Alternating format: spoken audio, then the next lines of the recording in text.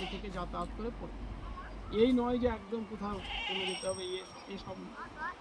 দ্বিতীয়ত হচ্ছে এখন সমাজে আরেকটা জিনিস, যে বাল্য বিবাহ, এটা একটা অভিশপ্ত রোগ।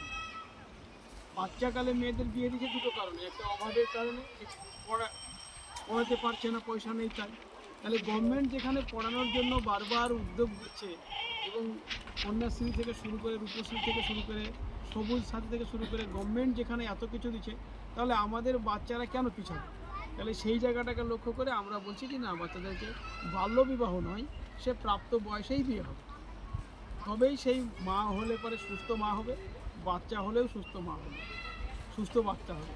দ্বিতীয়ত হচ্ছে যে ছোট ছোট বাচ্চারা যাদের পড়ার বয়স, তারা পড়া ছেড়ে দিয়ে আজকে দেখছি বাইরে শিশু শ্রমিক খাটতে যাচ্ছে। সেই শিশু শ্রমিকটা আমরা চাইছি না, আমরা চাইছি সে শিশু, তার খেলার বয়স, পড়ার বয়স, সে খেলবে, পড়বে, শিখবে, জানবে, দেখবে, সেটাই হচ্ছে তার কাজ। সে যখন বড় হবে তখন সে তার কার্যক্ষমতায় যেটা আসবে সেটা করবে।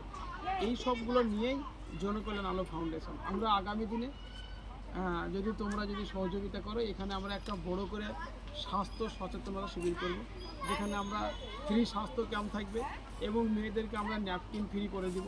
এটা ঈদের 2 তারিখে ঈদ হচ্ছে, মানে 31 তারিখে ঈদ, 31 তারিখে ঈদ হচ্ছে, হয়তো 5 তারিখ 7 তারিখের মধ্যে হয়তো আমরা একটা এখানে এপ্রিল মাসে একটা সভা করবো। সেই সভাটা একটু বড় করে, মোটামুটি 100 মহিলা নিয়ে, এবং সবাই সেটা বুঝবে।